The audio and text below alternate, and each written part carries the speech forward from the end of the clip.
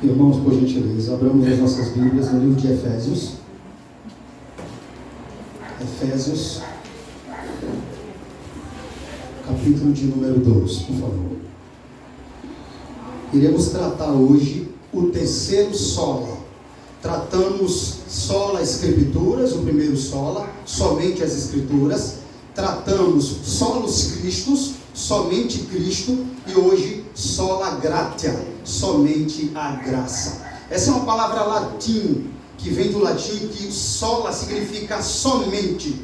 Então hoje iremos tratar sobre a doutrina que fala somente da graça. Ou seja, a salvação é por meio somente da graça de Cristo. Preste bem atenção que você possa entender que Deus vai falar conosco.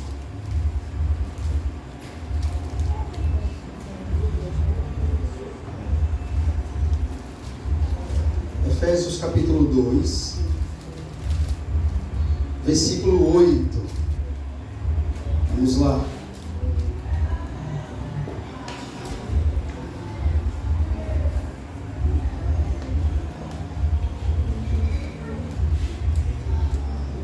Se todos encontrarem, nós possamos estar lendo.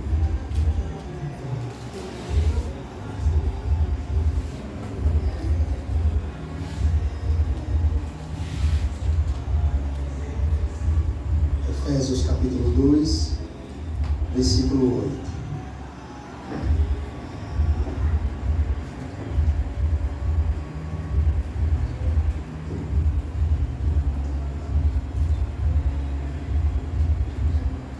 Efésios capítulo 2, versículo 8 está escrito assim: porque pela graça sois salvos, mediante a fé, e isto não vem de vós, é dom de Deus, não de obras, para que ninguém se glorie. Gravou aí? Porque pela graça sois salvo, mediante a fé. Isso não vem de nós, é dom de Deus, não de obras, para que ninguém se glorie.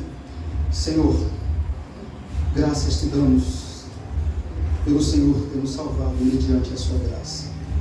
Não a nós, Senhor, não a nós, mas ao teu nome dai glória.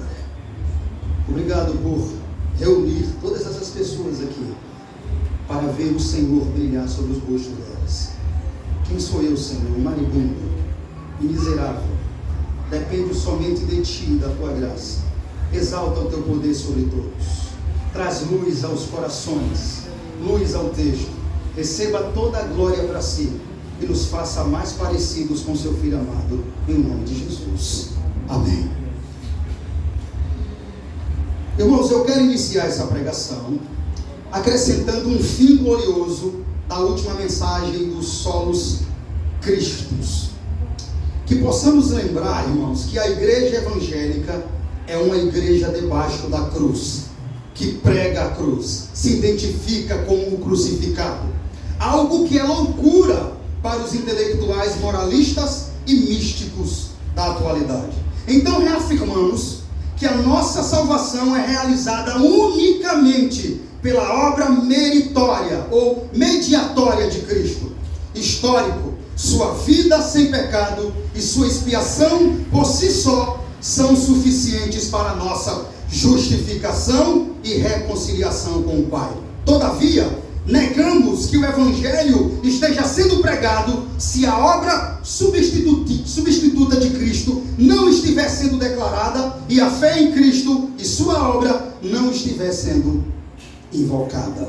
E agora nós entramos no sola gratia, o artigo pelo qual a igreja se mantém de pé ou cai. Irmãos, antes de tratar da afirmação somente pela graça, precisamos destacar o quadro retrato nas Escrituras que nos traz especificamente quem é o homem. Para você entender a profundidade dessa doutrina, sola gratia, que é somente a graça, você precisa entender primeiro quem é o homem, do que ele foi salvo. Quem é o homem verdadeiramente? Ele é um homem bonzinho, como muitos dizem por aí? Então vamos ver o retrato que as Escrituras descrevem para nós da humanidade sem Cristo, em pecado diante de Deus, o dramático lema do homem caído. Para começarmos, vamos ver Romanos capítulo 3. Romanos capítulo 3. Vamos entender melhor quem é o homem primeiro. Se você não entender quem você é, você não vai dar tanto valor à graça de Deus. Você não vai entender nada da graça de Deus. Precisamos entender quem somos. E aí você vai entender completamente o valor da graça de Deus. Romanos capítulo de número 3, versículo 9 em diante. Esse é o estado do homem, tá? Vou esperar todos acharem.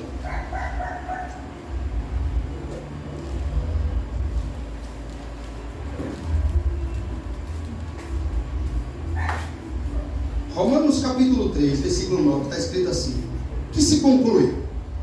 Temos nós qualquer vantagem? Não, de forma nenhuma.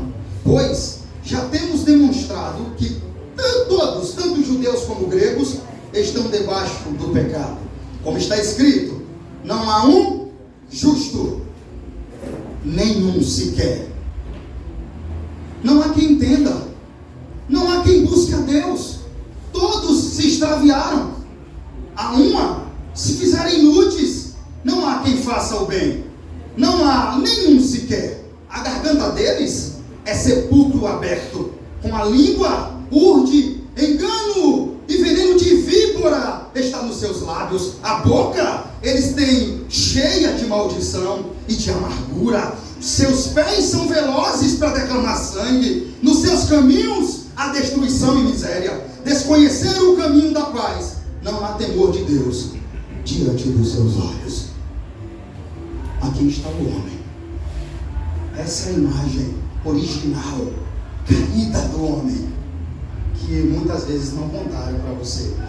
Estão descrevendo um homem aí, bonzinho, que pode querer Deus, de boas obras, que pode conseguir a salvação pelo que ele faz.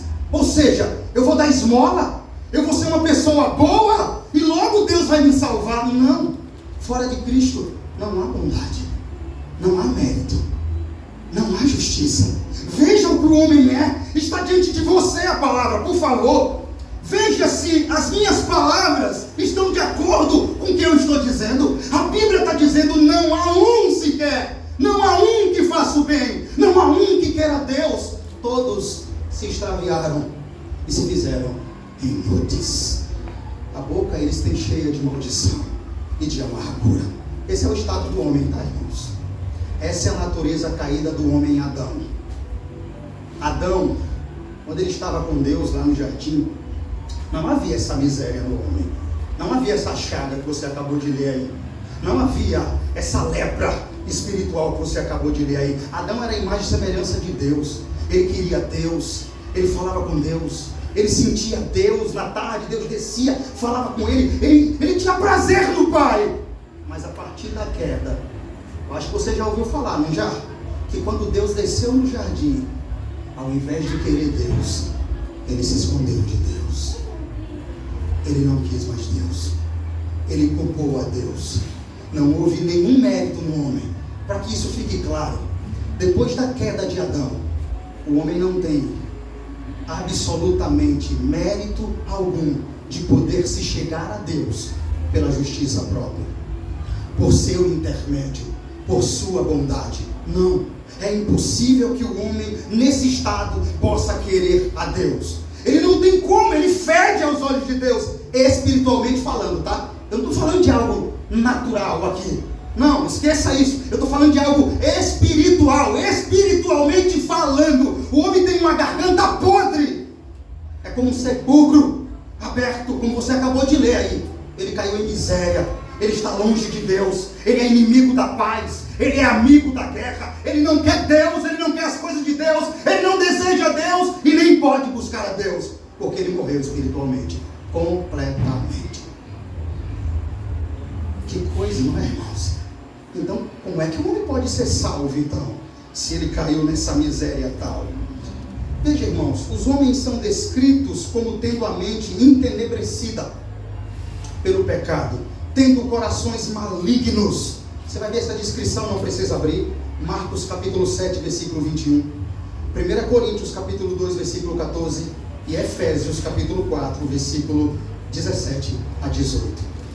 diz exatamente o que eu acabei de dizer aqui, que o homem é descrito como alguém que tem uma mente entenebrecida pelo pecado, que tem coração maligno devido à mazela do seu pecado.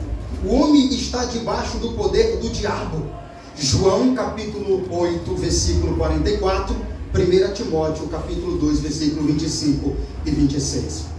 E também são descritos no estado de escravidão e vício. Efésios capítulo 2, versículo 1 e 3. Isso deixa claro para nós que sem uma ação proveniente de Deus, sem uma ação divina vinda da parte de Deus somente, a humanidade se encontra em um estado de morte espiritual, completamente insensível para as coisas espirituais de Deus.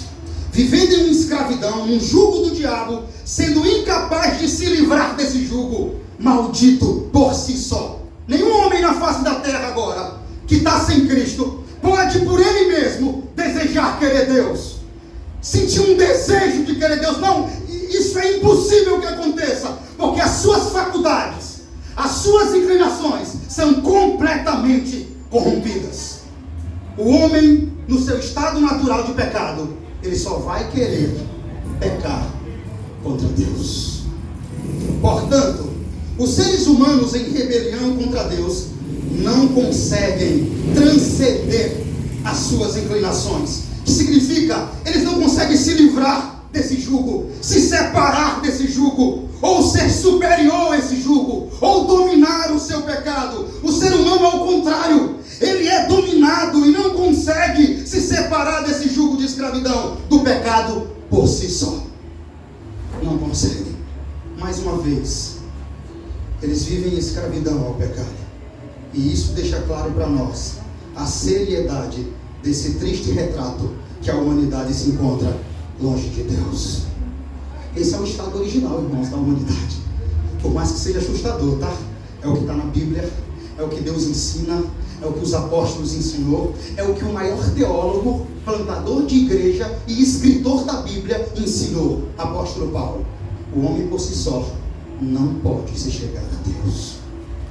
Veja, irmãos, um grande reformador do século passado, João Calvino, ele escreveu o seguinte: as escrituras frequentemente testificam que o homem é escravo do pecado.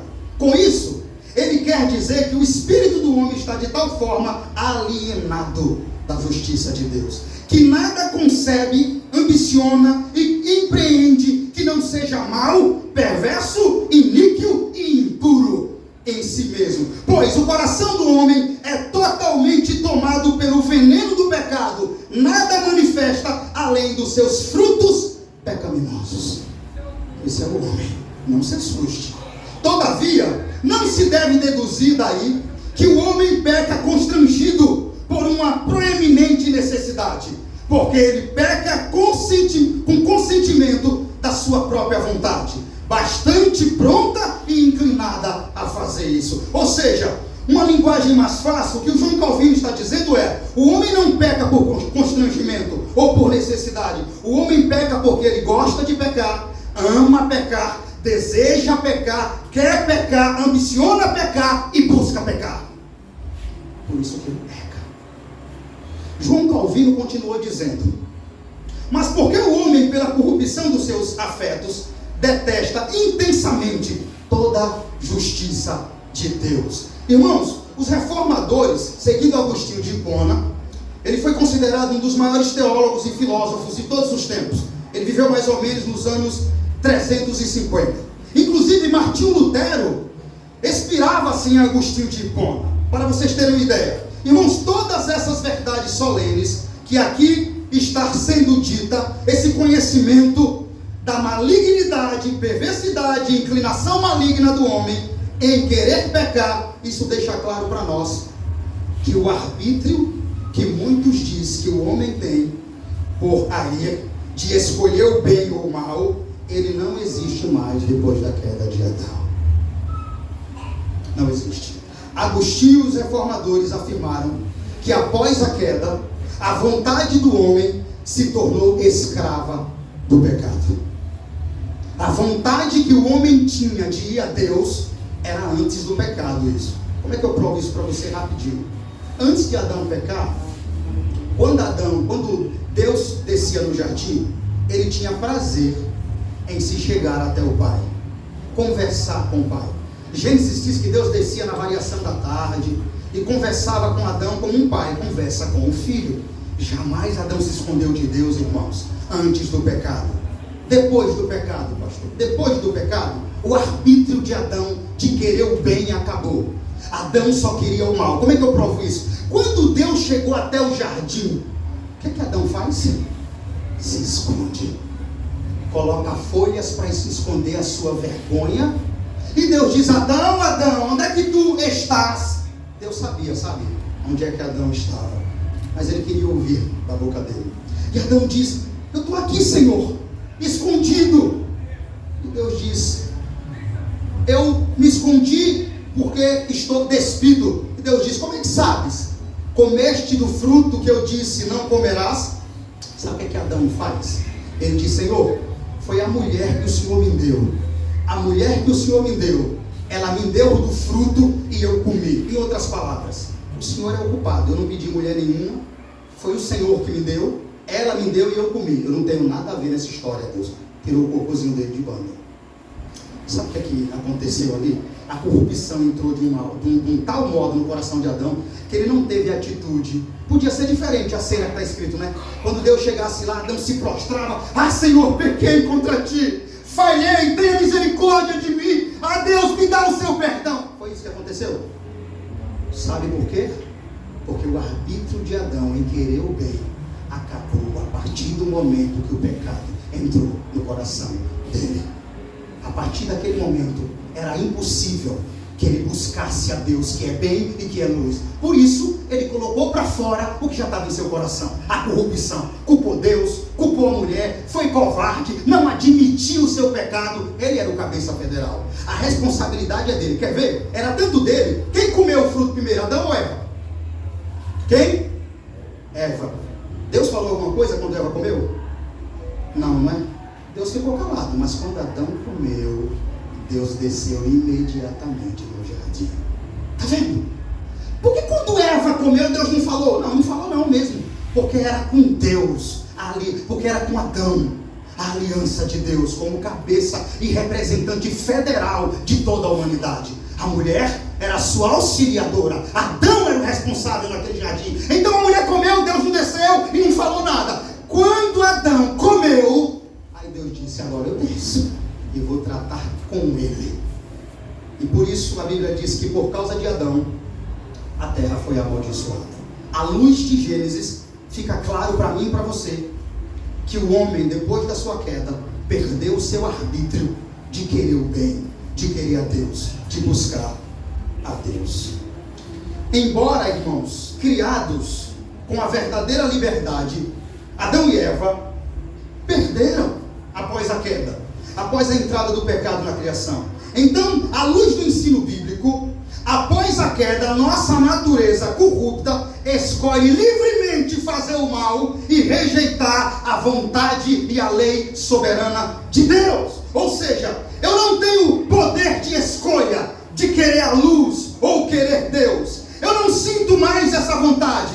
Esse desejo não existe no coração de nenhum homem que está longe de Deus.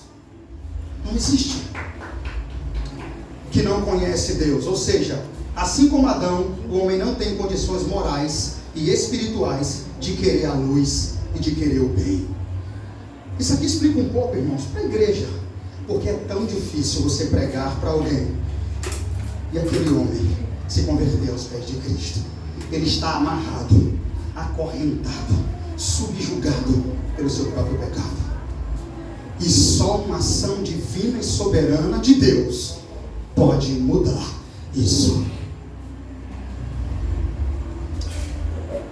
Com isso deixa claro que ele vai sempre rejeitar a vontade e a lei de Deus, porque o pecador, ou melhor, o pecado matou espiritualmente, completamente. No tocante às coisas espirituais de Deus, ele está morto. Abra aí rapidinho Efésios comigo, novamente, se você estiver aí. Capítulo 2, para que eu possa provar para você que o homem, no tocante às coisas de Deus, ele está morto.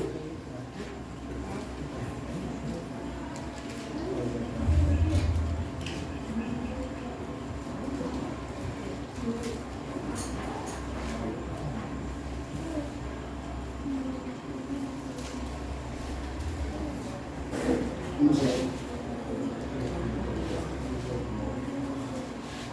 Efésios capítulo 2, versículo 1.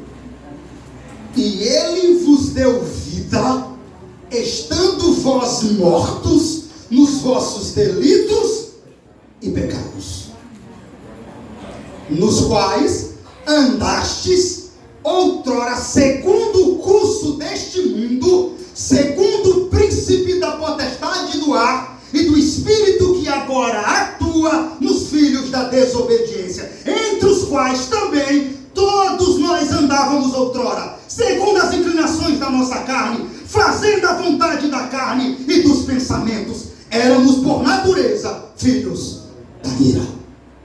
Amém, irmãos? Não sou eu, tá? É a Bíblia.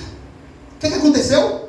Mas Deus, sendo rico em misericórdia, por causa do grande amor com que nos amou, estando nós mortos em nossos delitos, nos deu vida juntamente com Cristo. Pela graça sois salvos.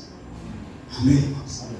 Essa é a doutrina, essa é a mensagem que exalta a pessoa bendita de Cristo. Você não é uma pessoa boazinha como pensava ser, como talvez cresceu escutando. Não, nós nascemos com o pecado de Adão, condenados, alienados de Deus, longe de Deus, querendo pecar, transgredindo a lei de Deus. Mas no tempo determinado por Deus, Ele lhe chama, Ele age e lhe traz até Cristo pela sua poderosa graça. Não tem outro meio do homem ser salvo.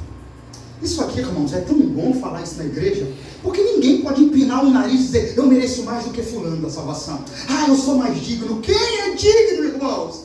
Ninguém é digno. Todos nós fomos salvos mediante a graça. E você sabe o significado da palavra graça no grego? Tem um sentido de favor imerecido. É quando eu e você recebem algo que nós não merecíamos receber.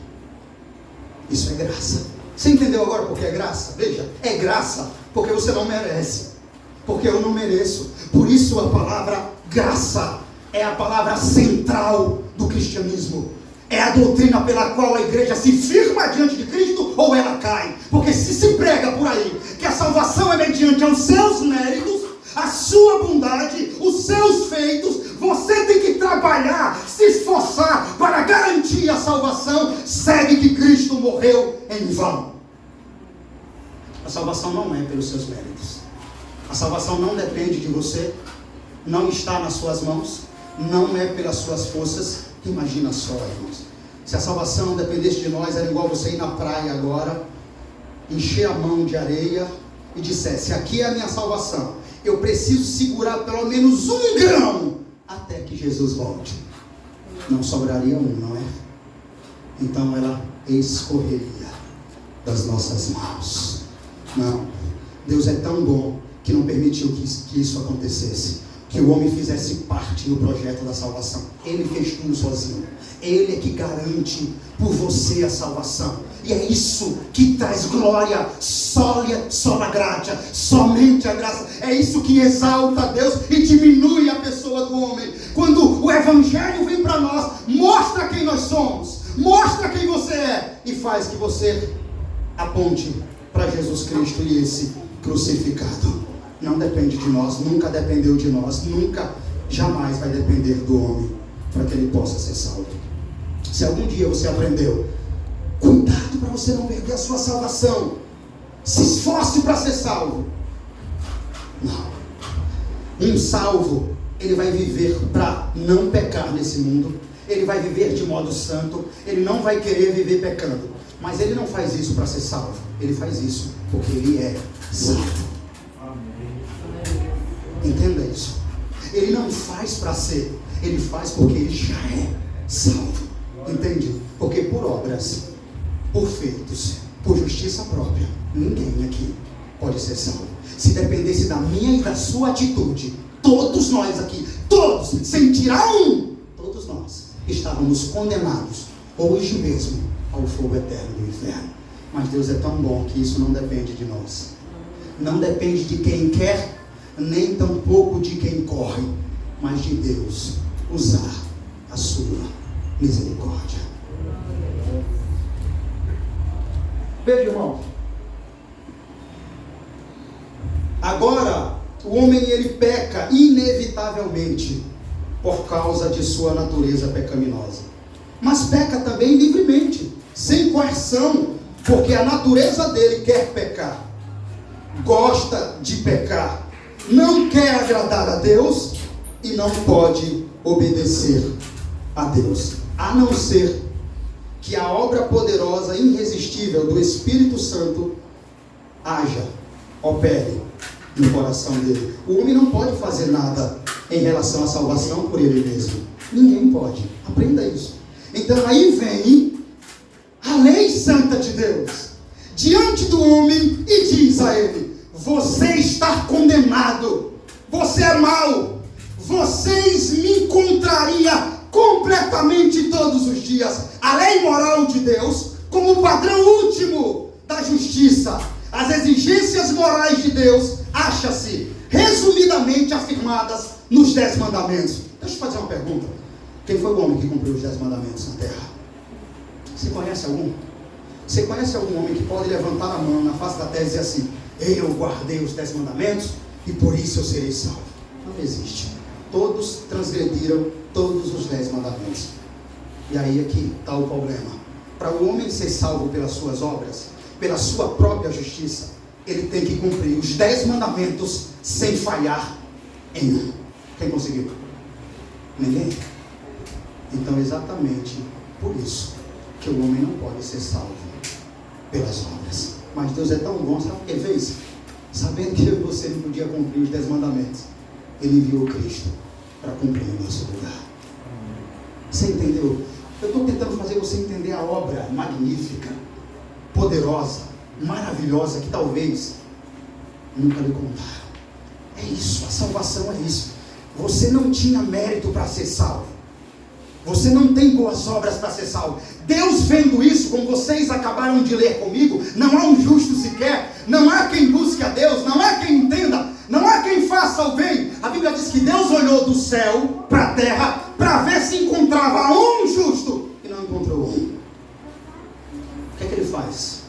Diante disso, não havendo justiça para salvação em nós, ele olhou para nós e só viu pecado, sujeira, queda, imundícia. Então o que é que ele faz? Ele tira a justiça fora de nós. Escute isso. Deus, para lhe salvar, para querer ver você no reino dos céus, ele pega a justiça fora de você e coloca em você. Ele envia Cristo para cumprir os 10 mandamentos no seu lugar, para cumprir a justiça que você devia cumprir, mas não tem condições para isso morais.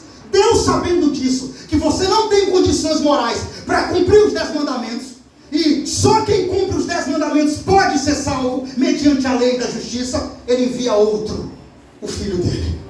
Jesus cumpre os 10 mandamentos em nosso lugar, cumpre a justiça de Deus. Justiça essa que Deus queria ver em você, mas não viu. Justiça essa que você precisa para ser salvo. Jesus cumpre, Jesus satisfaz. E uma vez que ele morre na cruz, ele imputa, ele coloca essa justiça dentro de você. Chamamos essa doutrina da dupla imputação. Que doutrina é essa? É a doutrina que o seu pecado entra em Jesus na cruz, vai para ele e ele morre na cruz com o seu pecado. Mas ao mesmo tempo, a justiça de Cristo entra em você e torna você justo e justificado mediante ao tribunal de Deus. Não é maravilhoso isso? Não é glorioso, irmãos? Ou seja, mortos, escravos e culpados, de terem transgredido o pecado contra a lei de Deus. Culpado de não fazer outra coisa a não ser pecar. Transgredir a lei de um Deus santo todos os dias. Isso era o que nós fazíamos. Isso é o que as pessoas que ainda não têm Cristo continuam fazendo. Eu quero que você entenda isso. Isso era o que eu fazia, aqueles que foram salvos aqui faziam. Pecar todos os dias. Essa era a nossa profissão. Pecar, pecar e pecar. Nós não fazíamos mais nada senão pecar contra Deus. Em uma referência à afirmação das Escrituras, em Gálatas capítulo 3, versículo 22, diz que a lei se viu como um aio de Deus, guiando-nos à fé em Cristo. O que quer dizer aio em Gálatas? A palavra aio significa tutor. Vem de uma palavra grega que quer dizer, literalmente, uma pessoa que conduz uma criança. Ou seja, a lei de Deus nos conduziu até a Cristo. O propósito da lei nunca foi salvar. A lei nunca foi imposta, vinda para salvar. Não, ela não tem essa capacidade de salvar. A lei jamais veio para salvar. A lei veio mostrar ao homem quão ruim e quão perverso ele é. Para que uma vez que a lei mostre ao homem quão ruim e quão perverso ele é e quão condenado ele está, agora ela aponta para a pessoa que pode salvá-lo. Eu quero que vocês entendam que esse foi exatamente o papel da lei. Mostrar a miséria do homem, a chaga, a lepra, a maldade. Apontar o dedo nele e dizer: você quebrou todos os mandamentos. Você me encontraria todos os dias. Todos os dias você transgride os mandamentos. Você é mau. E por isso você é culpado, condenado por transgredir a santa lei de Deus. Mas como ele é um aio, esse é o papel dela, fazer você se sentir assim, miserável, sujo, condenado, culpado, para que uma pergunta possa surgir em você. E qual é a pergunta, pastor? Agora, o que será de mim? E como poderei ser salvo nessa miséria que eu estou? Essa é a pergunta, irmãos, que muito faz por aí nessa terra. Pastor, se essa miséria caiu sobre o homem, se a lei aponta para o homem e diz: você é um miserável, pecador, transgressor, culpado, a lei faz isso conosco. A lei diz quem somos, está escrito, porque pela lei vem o pleno conhecimento do pecado. Você só sabe que cobiçar é pecado porque a lei disse: não cobiçarás. Deu para entender? Você só sabe que adulterar é pecado porque a lei disse: não adulterarás. Então a lei, ela veio trazer para você o conhecimento que o que você está fazendo é pecado, é errado e é transgressão contra a lei. Mas ela não pode fazer nada por você no tocante à salvação. Ela não pode trazer cura. Eu quero que você entenda, esse realmente é somente o seu papel. Ela não veio para mostrar o seu pecado e depois trazer a cura. Ela não tem essa eficiência. Ela não pode fazer isso. Ela veio só para mostrar quão miserável você é, quão pecador você é, quão mau você é, quão culpado você é, quão condenado você está. E no seu desespero em saber que é esse homem pecador, que é esse homem caído, então a lei como um tutor lhe traz o pleno conhecimento do pecado de quem você é. Abra Romanos capítulo 3, versículo 19, para não ficar em minhas palavras.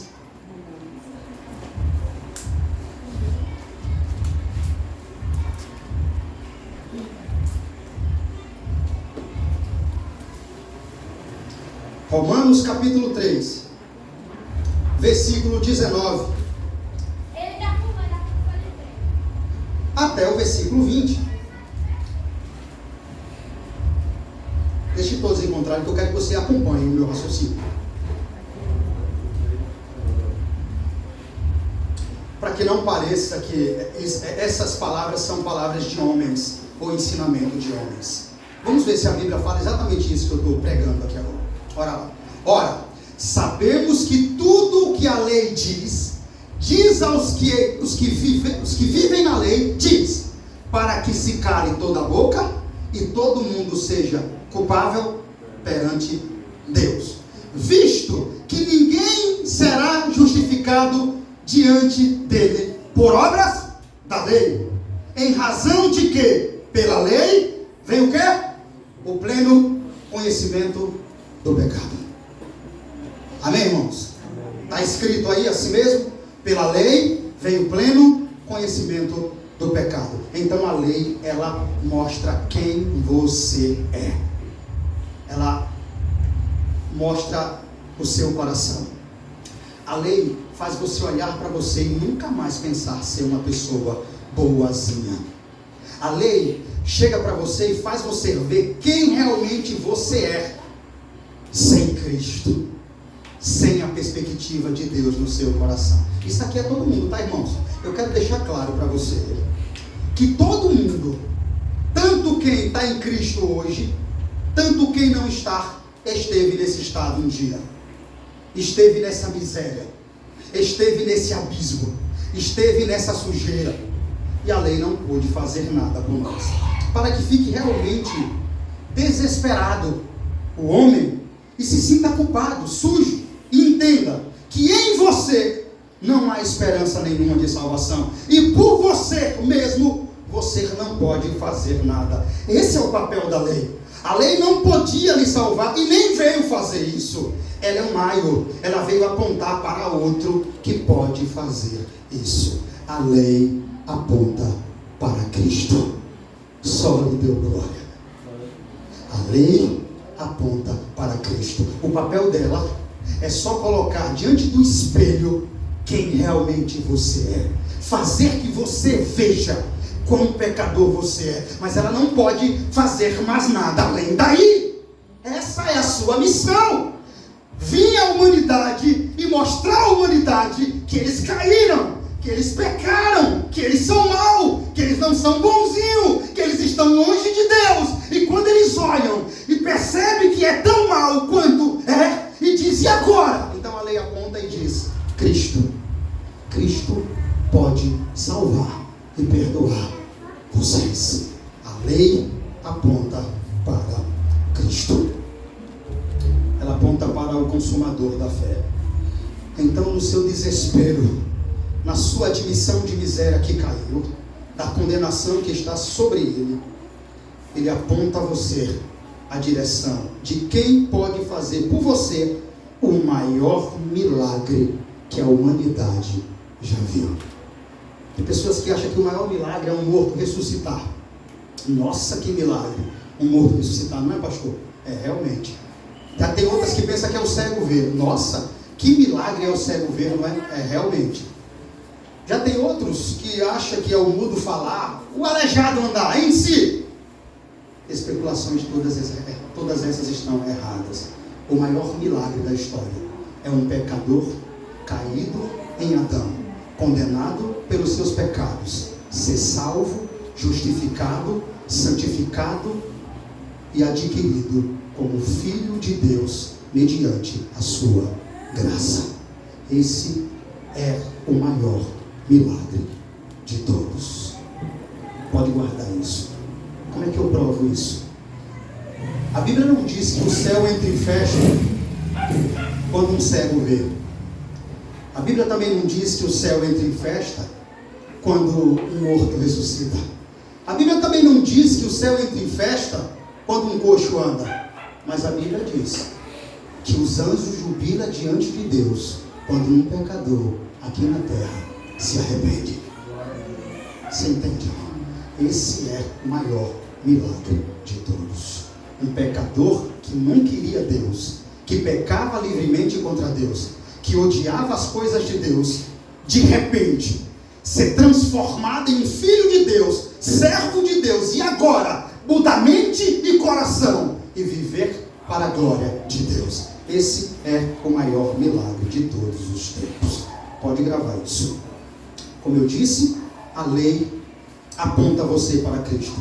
Ela diz: ali está o homem que pode trazer alívio à sua alma. Ali está o único homem que pode perdoar toda a sua miséria que você se encontra aí. Está ali o único homem naquele madeiro que pode justificar todos os seus pecados que você cometeu. Cristo, e esse crucificado. Somente pela graça você pode ser salvo. Diante do quadro que eu pintei aqui, nós poderíamos dizer, então o homem está perdido. Não há esperança para o homem, pastor. Se o homem é esse ogro que o Senhor pintou aí, esse monstro, esse homem que só quer o mal, realmente ele é.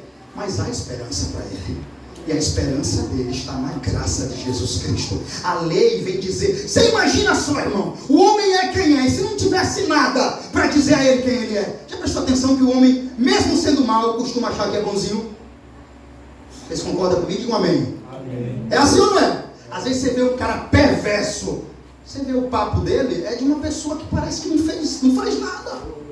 É um papo de uma pessoa que parece que é um cidadão de bem, que não faz mal a ninguém, porque ele mesmo não percebe quanto ele é mau. Então tinha que ter a lei como um tutor, como alguém nos conduzindo a algo maior. Se a lei não existisse, imagine como estaria a terra, é igual o sinal vermelho, irmão. Imaginou se não tivesse sinal vermelho?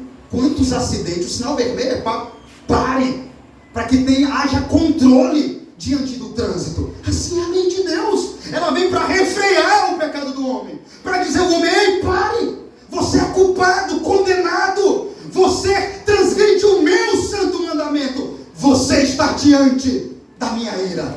Mas acaba aí, se acabasse aí, a humanidade estava perdida. A lei agora, quando o homem está desesperado, sabe, na sua miséria, na sua incapacidade, quando ele admite que realmente pecou contra Deus, que realmente, longe de Deus, ele não pode viver, a lei vai e diz, agora eu posso lhe ajudar. Olhe para aquele homem ali, eu não posso lhe salvar, eu não posso lhe curar, eu não tenho remédio. A minha missão era só fazer isso, era só chegar até aqui, mostrar quem é você. A partir de aqui agora, que você sabe, admite que está condenado sem Deus, que o seu pecado lhe condena, que você é inimigo de Deus quando está longe de Cristo, que o pecado que você comete é contra Deus diretamente, e que o seu pecado é transgressão da lei, todavia você está culpado. Quando você reconhece isso e diz, e agora? O que será de mim? Então a lei vai e diz, aquele homem lá no madeiro, vá até ele, e a graça dele vai perdoar você. Vamos ler Gálatas capítulo 3, versículo de número 23, para que isso fique um pouco mais claro sobre a lei. Eu quero que vocês observem que diante de cada palavra minha, eu estou citando um texto, para que eu não fique em minhas palavras. Vamos lá. Olha esse Gálatas capítulo 23 agora, 23, vai falar exatamente isso que eu estou pregando para vocês aqui. Veja. Vamos lá. Como é que está o tema aí da sua Bíblia? A tutela da lei para nos conduzir a Cristo. Está assim aí? Ótimo. Veja.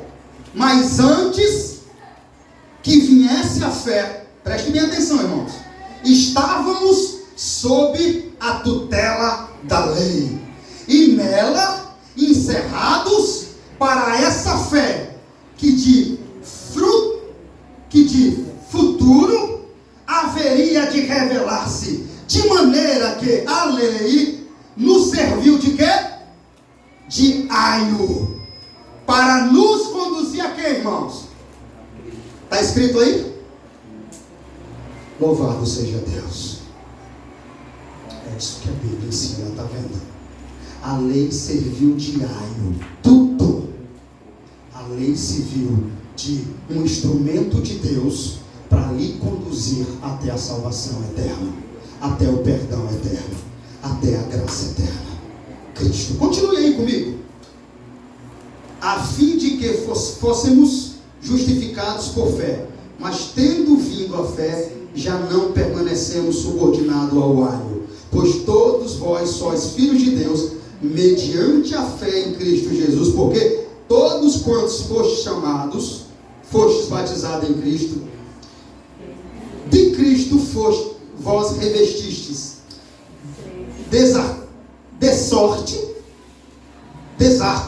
desarte, não poder haver judeu nem grego, nem escravo nem liberto, nem homem nem mulher, porque todos vós sois um em Cristo Jesus. Se sois de Cristo, também sois descendentes de Abraão e herdeiros segundo a promessa. Preste atenção, irmãos. A lei nos conduziu a quem? A Cristo. Esse é o papel original da lei. Foi para isso que ela veio. Ela é um aio. Ela veio mostrar quão perverso e mau o homem é. Irmãos, o papel da lei moral é revelar quão desesperadamente necessitamos da justiça de Deus. A lei nos julga, nos compara, não a outros homens e mulheres caídos, mas a Deus.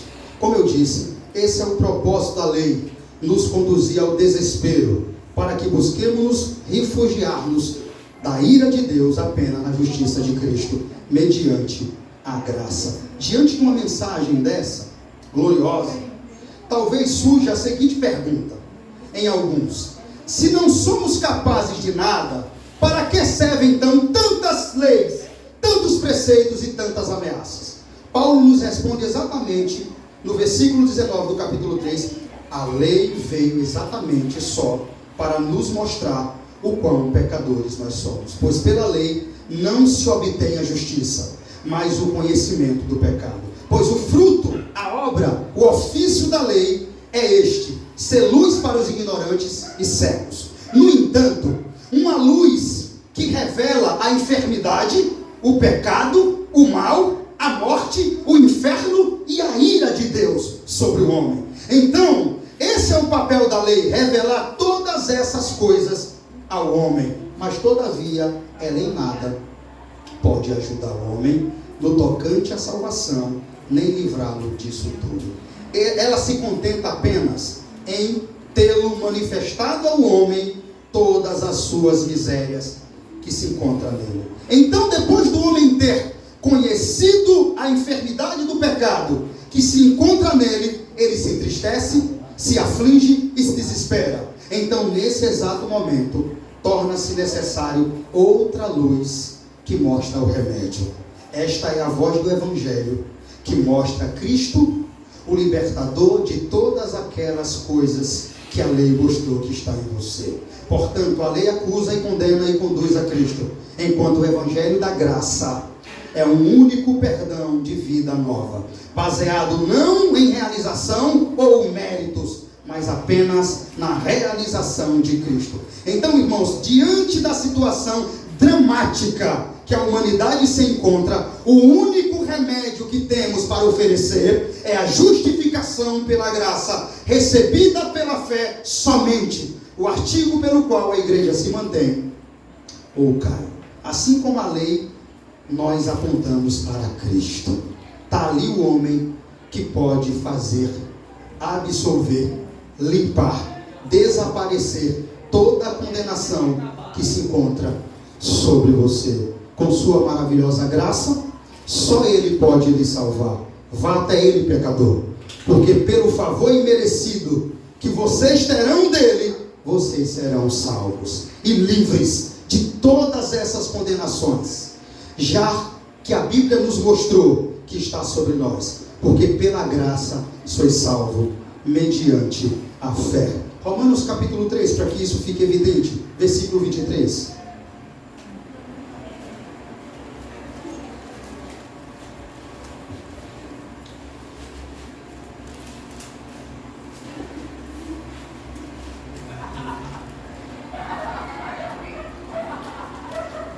Agora nós vamos começar a meditar em alguns textos que falam da graça salvadora.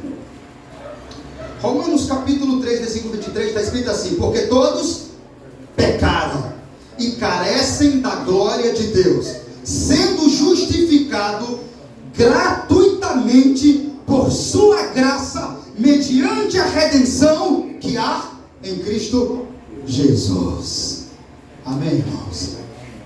Todos pecaram e carecem, precisam, necessitam da graça de Deus. Eles foram justificados por quê? Pela graça. Pela graça. Gálatas capítulo 1, ou melhor, Gálatas capítulo 2, versículo 11.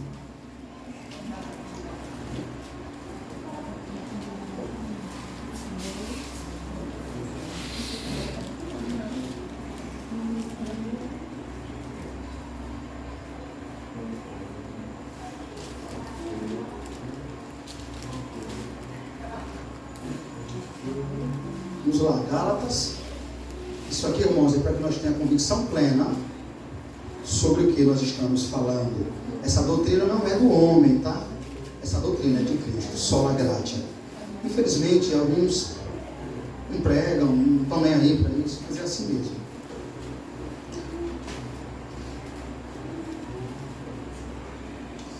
Pega capítulo 11, versículo 19, vamos lá.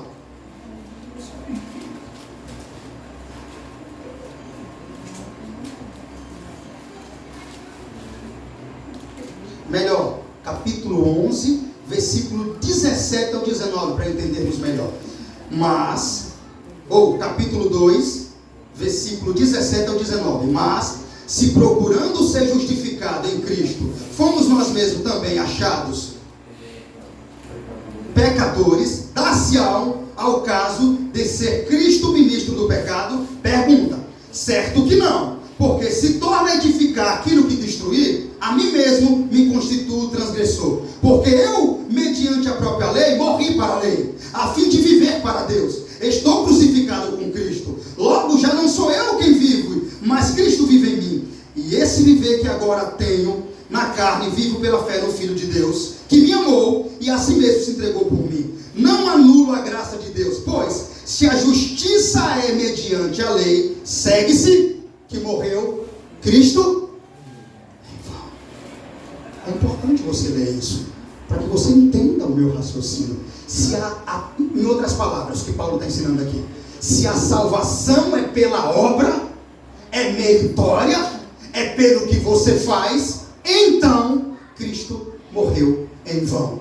Se você acha que você é salvo pelo que você faz, todavia você tem que bater no peito e dizer: eu não preciso de Cristo. Se eu por si só posso me salvar, pelo meu mérito, pela minha bondade, eu posso decidir ser salvo, então a morte de Cristo não significa nada para mim. É exatamente isso que Paulo está ensinando aqui. Se vocês, Gálatas, acham que pode ser salvo pelas obras, pelos méritos, pelo que faz, então Cristo morreu em vão. Mas não foi, irmãos. Cristo não morreu em vão. Pega o capítulo 3 e a repreensão de Paulo. Ó Gálatas, insensatos, quem vos fascinou a vós outros, ante cujos olhos foi Jesus Cristo exposto como crucificado? Quero apenas saber isto de vós: recebeste o Espírito pelas obras da lei ou pela pregação da fé? Sois assim insensatos, que tendo começado no Espírito, estejais agora vos aperfeiçoando na carne. Só lhe deu glória.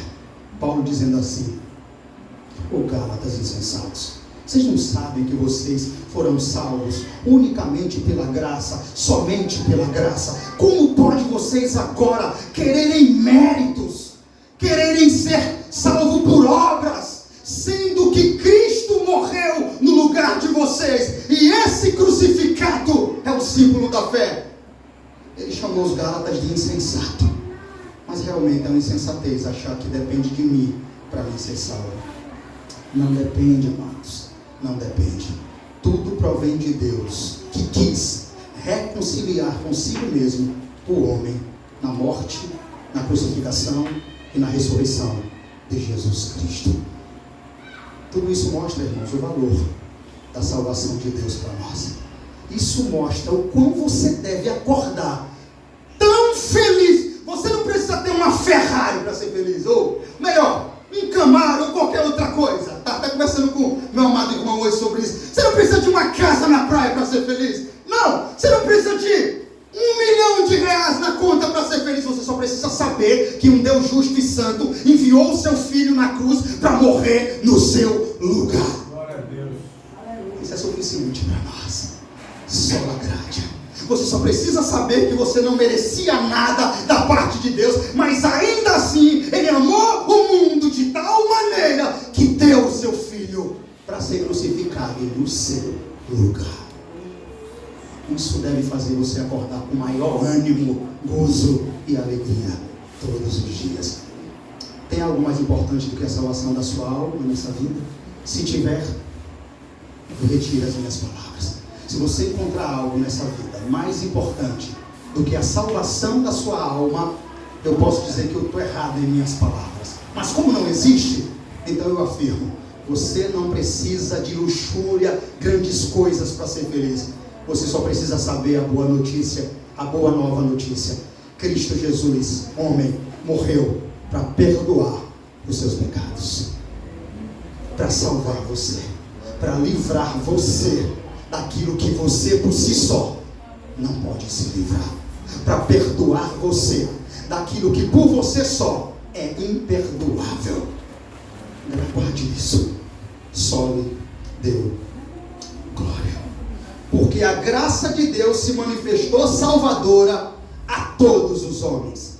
Tito capítulo 2 versículo 11, não precisa abrir. Mas cremos que fomos salvos pela graça do Senhor Jesus, como também todos que creram. Atos capítulo 15 versículo 11. Se é pela graça, já não é pelas obras. Se fosse a graça, já não seria graça. Esse eu quero que você leia comigo. Romanos 11, vamos lá.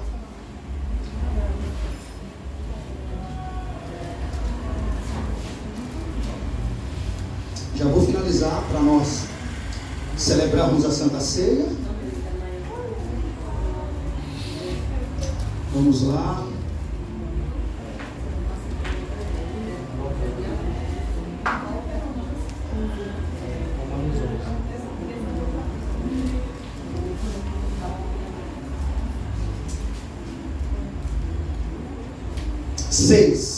Romanos capítulo 11, versículo 6. Para que fique claro que é somente pela graça. Se é pela graça, já não é pelas. Do contrário, a graça já não é graça.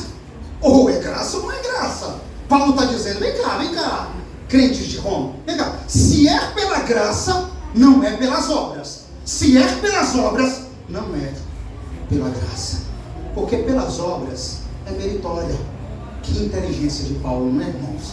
Se é pela graça, não é pelas obras. Porque graça é favor imerecido. Guarde isso. A graça é a misericórdia que Deus nos dá sem que nós merecêssemos.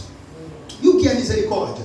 Misericórdia é dar a alguém o que ele não merece e deixar de dar a alguém o que ele merece. Deixa eu repetir isso para você gravar. Misericórdia é dar a alguém o que ele não merece e deixar de dar a alguém aquilo que ele merece. Foi exatamente isso que Deus fez. Ele deu a você graça, vida, salvação.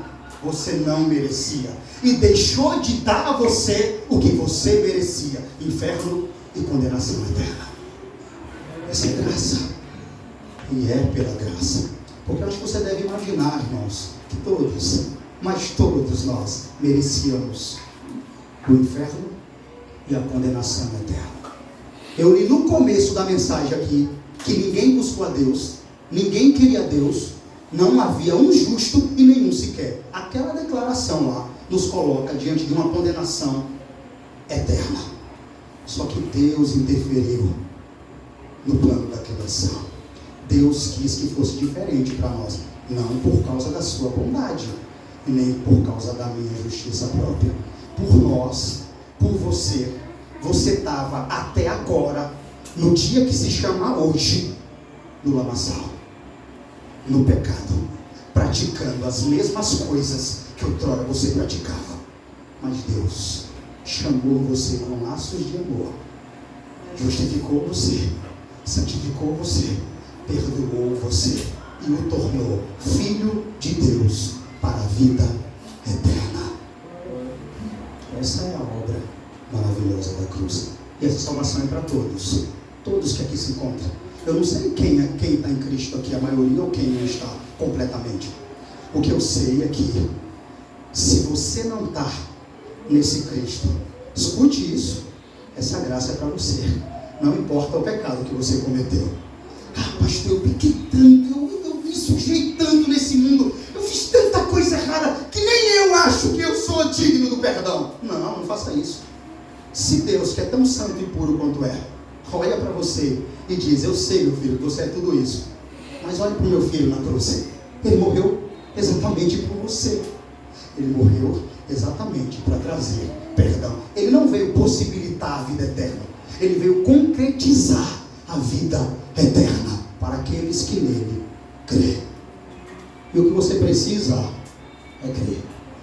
Crer que somente pela graça, pelos méritos de Cristo, pela justiça de Cristo, pela morte de Cristo, pela a morte substitutiva de Cristo, tudo que aconteceu no Calvário, se você crê nisso, hoje mesmo, no dia que se chama hoje, o martelo é batido no céu e Deus lhe justifica e lhe perdoa. Aquilo que pesa na balança contra você torna-se favorável automaticamente. Isso é justificação pela fé. Uma coisa está ligada à outra. Uma coisa está ligada à outra. Se você crê em Cristo, Ele não vai lhe perdoar amanhã e nem daqui a uma hora.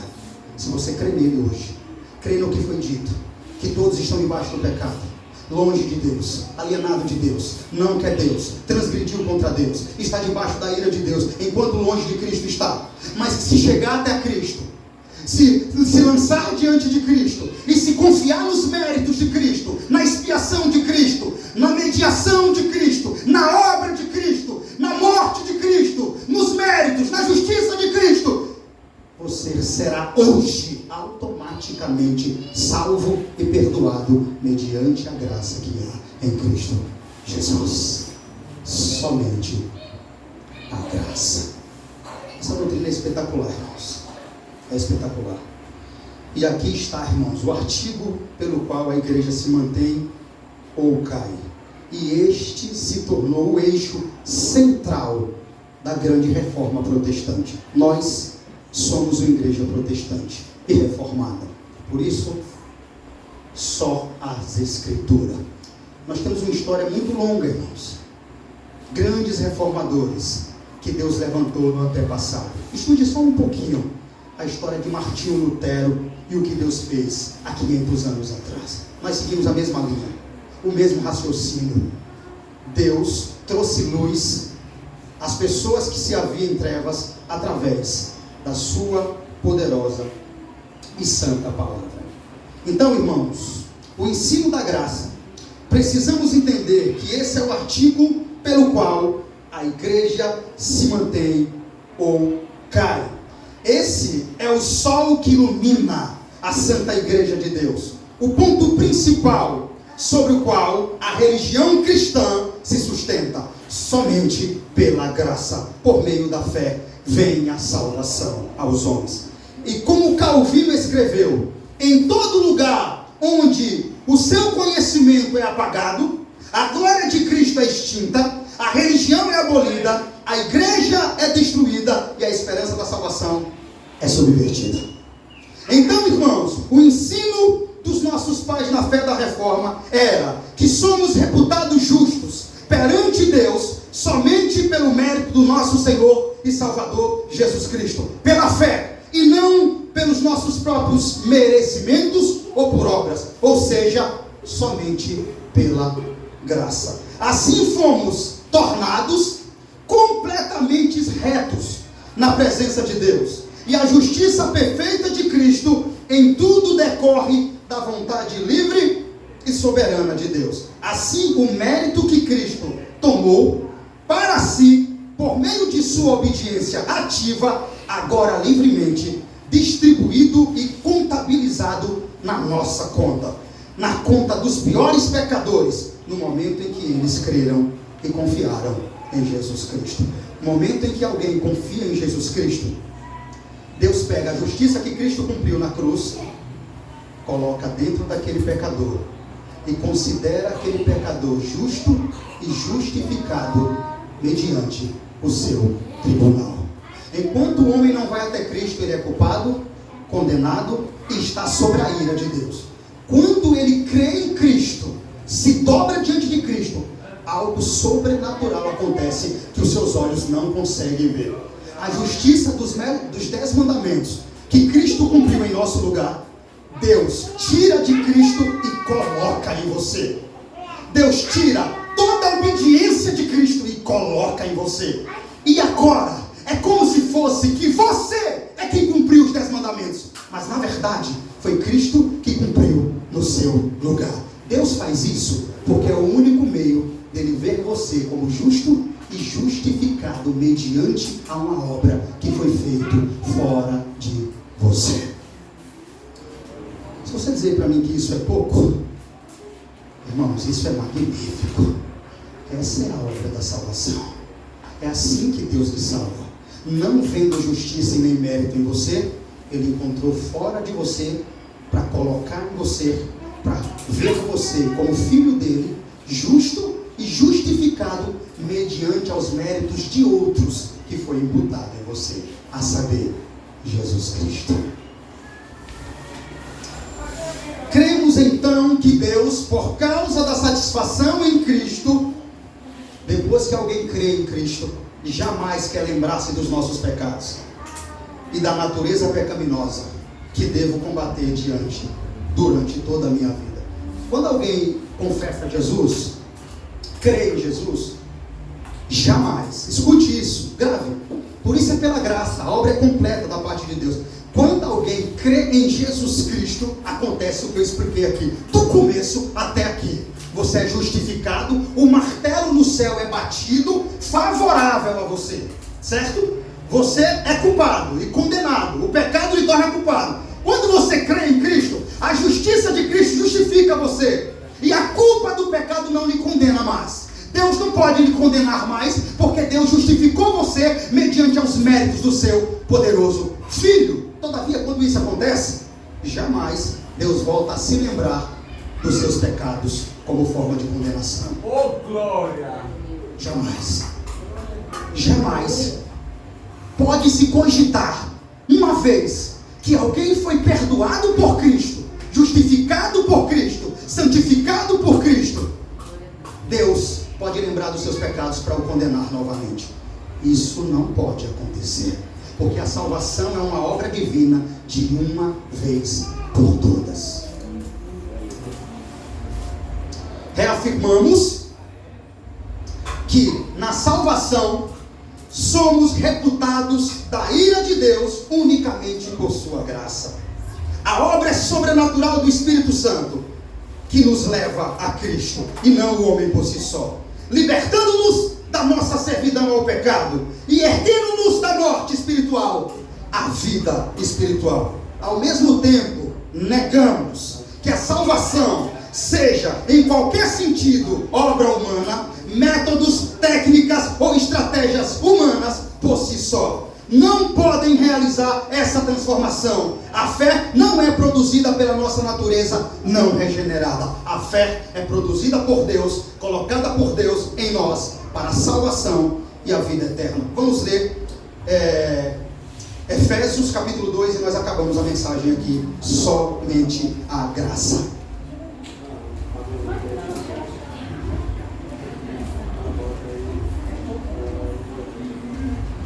Agora vamos ler todo, porque aqui está o pilar da minha mensagem. Vamos lá, vamos ler Efésios capítulo 2. E eu finalizo a mensagem lendo. Vamos lá?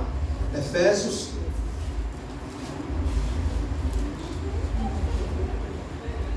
capítulo 2, versículo do 1 ao 8. Vamos lá. Sabe por que nós vamos ler Efésios capítulo 2, de 1 ao 8?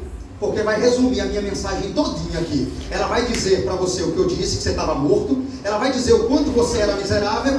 E no meio vai ter um mais, tá? Lembra, irmão? O mais de Deus é a nossa salvação. Mais uma vez, Efésios capítulo 2 vai resumir a minha mensagem.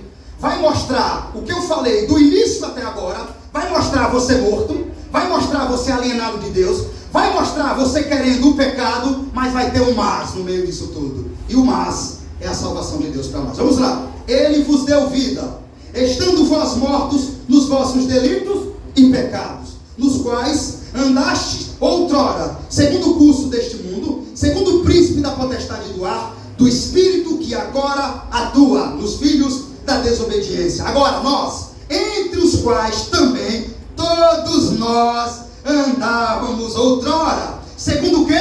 Segundo as inclinações da carne, fazendo a vontade da carne e dos pensamentos, éramos por natureza filhos da ira, como também os demais. Mas sempre tem o mais de Deus. Mas Deus, sendo rico em misericórdia, por causa do grande amor com que nos amou, estando nós mortos em nossos delitos, deu o quê?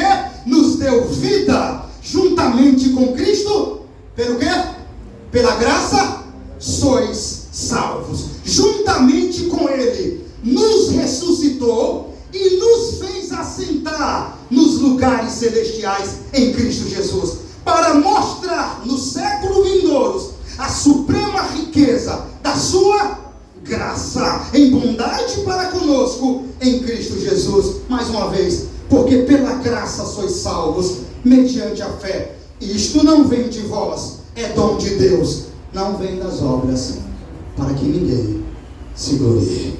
Sola gratia, somente a graça é o único meio de salvação para todo pecador na face dessa terra. Só lhe deu glória. Louvado seja Deus. Vamos ficar de pé e agradecer ao Senhor por essa palavra.